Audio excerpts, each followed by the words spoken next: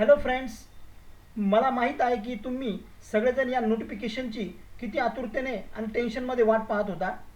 तर आता एक मोठा श्वास घ्या, कारण लॉ सी ई टी 2026चे कॅप राऊंड सुरू झालेले आहेत.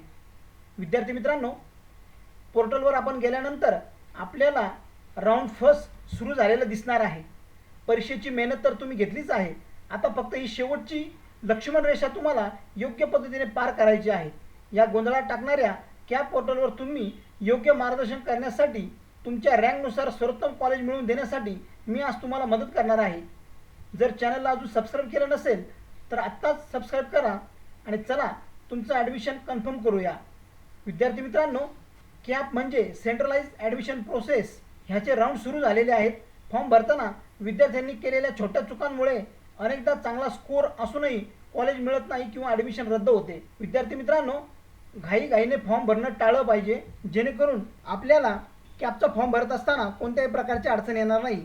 आजच्या व्हिडिओमध्ये आपण LLB CET 3 इयर करता तुम्हाला फॉर्म कशा प्रकारे भरायचा, कोणत्या चुका टाळायच्या आणि विद्यार्थ्यांकडून जे नियमित विचारले जाणारे प्रश्न आहे त्यांची उत्तरं मी आजच्या व्हिडिओमध्ये आपल्याला देणार आहे. ॲप्लिकेशन फॉर्म असेल, ऑप्शन फॉर्म असेल, ई व्हेरिफिकेशन असेल, काही अडचण येत असेल तर घाबरायचं कारण नाही.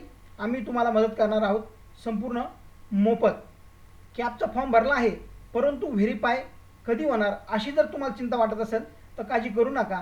फॉर्म भरल्यानंतर 12 ते 24 तासानंतर दुसऱ्या दिवशी आपल्याला कॅपच्या लॉग इन ID वर जाऊन लॉग इन करायचं आहे आणि चेक करायचं आहे डॉक्युमेंट व्हेरीफाय झाले की नाही.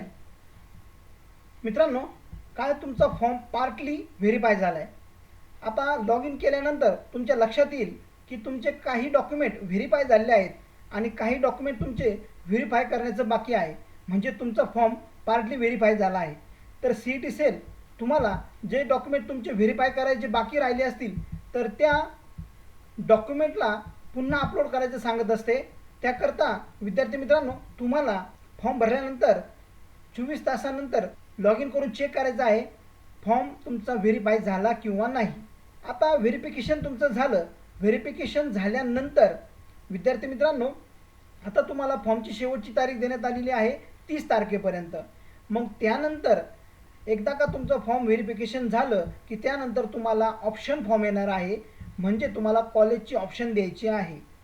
मग तोपर्यंत तुम्हाला वाट पाहावी लागणार आहे. त्यानंतर ग्रॅज्युएशन कन्व्हर्जन सर्टिफिकेट देणं कंपल्सरी आहे काय? तर होय, या प्रश्नाचं उत्तर आहे होय. ग्रॅज्युएशन कन्व्हर्जन सर्टिफिकेट देणं सर्वांना कंपल्सरी आहे. त्यानंतर कन्व्हर्जन सर्टिफिकेट स्वतः बनवायचं की कॉलेजमध्ये मिळणार? कन्व्हर्जन सर्टिफिकेट कशा प्रकारे बनवायचं याचा संपूर्ण व्हिडिओ मी या चॅनलवर अपलोड केलेला आहे. त्याची लिंक मी तुम्हाला डिस्क्रिप्शन बॉक्समध्ये देणार आहे. तो व्हिडिओ संपूर्ण पहा आणि कन्व्हर्जन सर्टिफिकेट कशा प्रकारे आपण घरी बसल्या बनवायचं याची संपूर्ण माहिती मिळवा. मित्रांनो, कॉलेजमध्येही तुम्हाला ते बनवून मिळणार आहे. तुम्ही तिथूनही ते कलेक्ट करू शकता. त्यानंतर मित्रांनो, ग्रॅज्युएशनच्या मार्कशीटवर तुम्हाला जर मार्क्स तुमचे ग्रेडमध्ये दिलेले असतील तर त्याचं कन्व्हर्जन तुम्हाला टक्केवारीमध्ये करायचं आहे आणि कन्व्हर्जन सर्टिफिकेट बनवून तुम्हाला first year, second year, third year आणि त्याखाली तुमचं कन्व्हर्जन सर्टिफिकेट अशा 4 कागदपत्रांची एक PDF बनवायची आहे आणि ती पोर्टलवर अपलोड करायची आहे. त्यानंतर तुमचा फॉर्म हा कन्फर्म होणार आहे, व्हेरीफाय होणार आहे. मित्रांनो, कट ऑफची लिस्ट कधी येणार? या वर्षीचा कट ऑफ तर पाहू शकत नाही, परंतु तुम्ही 2025-26चा कट ऑफ तुम्ही पाहू शकता. त्याचाही संपूर्ण व्हिडिओ मी आपल्या चॅनल अपलोड केलेला आहे. त्याची लिंक मी तुम्हाला डिस्क्रिप्शन बॉक्समध्ये देणार आहे. ते तुम्ही पहा, जेणेकरून तुम्हाला कॉलेज चूज करताना, तुमची विश लिस्ट बनवत असताना त्याचा उपयोग होणार आहे. मूळ प्रमाणपत्र नसतील तर ॲडमिशन होईल काय? मित्रांनो, तुम्हाला अपलोड करताना हे मूळ प्रमाणपत्र स्कॅन करून अपलोड करायचे आहेत. मूळ प्रमाणपत्रही तुमच्याकडे असणं आवश्यक आहे. उदाहरणार्थ 10वीचे मार्कशीट, त्यानंतर 12वीचे मार्कशीट, ग्रॅज्युएशनचे मार्कशीट, हे संपूर्ण कागदपत्र तुम्हाला मूळ कॉलेजमध्ये जमा करावे लागणार आहे. शेवटचे सेमिस्टरचे रिझल्ट येणं बाकी आहे, मार्कशीट नाही. मित्रांनो, शेवटच्या सेमिस्टरचं जर रिझल्ट येणं बाकी असेल तर काळजी करू नका. आपली ही जी प्रोसेस आहे तर ती round first, round second, round हा आपला इन्स्टिट्यूशन राऊंड असतो. तोपर्यंत तुमच्या सेमिस्टरचा रिझल्ट येणार आहे. त्यामुळे तुम्हाला त्याची काळजी करायची आवश्यकता नाही. ती काळजी CET सेट घेत असते. मित्रांनो, दुसऱ्या राऊंडमध्ये कॉलेजचे प्रेफरन्सेस बदलता येतात काय? बरोबर. तर तुम्हाला दुसऱ्या राऊंडमध्येही प्रेफरन्स बदलता येतात आणि इन्स्टिट्यूशनल राऊंडमध्ये तुम्हाला प्रेफरन्स बदलता येतात. त्याबद्दल काळजी करायची आवश्यकता नाही. कागदपत्रे कोणकोणती लागणार?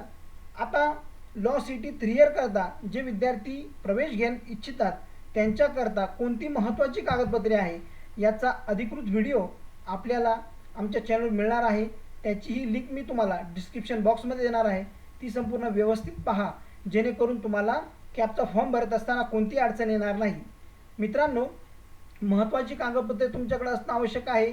ती म्हणजे तुम्ही ज्या कास्टमधून मोडतात त्याचं सर्टिफिकेट असणं आवश्यक आहे. तुमच्याकडे डोमेसाईल सर्टिफिकेट असणं आवश्यक आहे. 10वीचं मार्कशीट, 12वीचं मार्कशीट, त्यानंतर ग्रॅज्युएशनचे संपूर्ण वर्षाची marksheet, first year, second year, third year. सगळ्यात महत्त्वाचं म्हणजे तुम्ही जर SC ST कॅटेगरीमध्ये येत असताल, व्हॅलिडिटी सर्टिफिकेट तुमच्याकडे असणं आवश्यक आहे. OBC मध्ये येत असताल तर नॉन क्रिमिनल असणं आवश्यक आहे. अशा प्रकारची महत्त्वाची कागदपत्रे तुमच्याकडे असणं आवश्यक आहे. EWSचा जर फायदा घेणार असेल तर त्याचं प्रमाणपत्र तुमच्याकडे असणं आवश्यक आहे. त्याचबरोबर तुम्ही जर माजी सैनिकांचे पाल्य असताल त्याचं अधिकृत प्रमाणपत्र तुमच्याकडे असणं आवश्यक आहे. अपंग कॅटेगरीचा फायदा घेत असताल तर अपंग असल्याबाबतचं प्रमाणपत्र तुमच्याकडे असणं आवश्यक आहे. या संपूर्ण गोष्टी तुमच्याकडे असणे आवश्यक आहे. आणि जे विद्यार्थी अल्पसंख्याक विभागातून येतात त्यांच्याकडे मायनॉरिटीचा जो फॉर्मॅट आहे तर तोही त्यांच्याकडे असणं आवश्यक आहे. या संपूर्ण बाबी पूर्ण करूनच तुम्हाला ॲडमिशनसाठी प्रोसीड व्हायचं आहे. आता आपण पुढे पाहूया. आता तुमच्याकडे जर कास्ट व्हॅलिडिटी सर्टिफिकेट नसेल, नॉन क्रिमिनल नसेल तर तुम्हाला फॉर्म भरता येईल काय? तर होय, तुम्हाला फॉर्म भरता येणार आहे. परंतु मित्रांनो, तुम्हाला लगेचच त्याकरता अप्लाय करावं लागणार आहे आणि अप्लाय केल्यानंतर तुम्हाला जी पोहोचपावती मिळणार आहे त्याचा नंबर तुम्हाला फॉर्ममध्ये फिलअप करावा लागणार आहे. तुम्हाला कॅटेगरी बदलता येणार काय? CETचा फॉर्म भरत असताना तुम्ही जर कॅटेगरी टाकलेली असेल आणि ती कॅटेगरी तुम्हाला कॅपच्या फॉर्म भरतेवेळी टाकावी लागणार आहे आणि त्यावेळेस तुम्हाला ती बदलता येणार आहे. लॉक आणि अनलॉक ऑप्शन कसे वापरणार? विद्यार्थी मित्रांनो, फॉर्म संपूर्ण भरल्याची खात्री केल्यानंतरच फॉर्म लॉक करा. संपूर्ण कागदपत्रे अपलोड केल्यानंतर पुन्हा तो फॉर्म तुम्हाला लॉक करावा लागणार आहे. त्यामुळे लॉक आणि अनलॉक ही ऑप्शन्स तुम्हाला काळजीपूर्वक वापरणं गरजेचं ठरणार आहे. ज्यावेळेस तुम्ही तुमचा संपूर्ण फॉर्म भरताल आणि फॉर्म लॉक करताल त्याच वेळी तुमचं व्हेरिफिकेशन होणार आहे. तुम्ही जर फॉर्म लॉक केला नसेल तर तुमचं व्हेरिफिकेशन होणार नाही आणि जर व्हेरिफिकेशन तुमचं झालं नाही तर तुम्हाला कॅपच्या या प्रोसेसमध्ये पुढे जाता येणार नाही. ही गोष्ट तुम्हाला लक्षात ठेवणं आवश्यक आहे. तुमचा फॉर्म पार्टली व्हेरीफाय झाला आहे काय किंवा व्हेरिफिकेशन झाल्यानंतर पुढे काय? ग्रॅज्युएशन कन्वर्जन सर्टिफिकेट देणं कंपल्सरी आहे काय? कन्वर्जन सर्टिफिकेट स्वतः बनवायचं की कॉलेजमध्ये मिळणार? कट ऑफची लिस्ट कधी लागणार? मूळ प्रमाणपत्र नसेल तर ॲडमिशन होईल काय? शेवटच्या सेमिस्टरचे रिझल्ट येणं बाकी आहे, मार्कशीट नाही, पुढं काय करायचं? प्रेफरन्स बदलता येणार काय?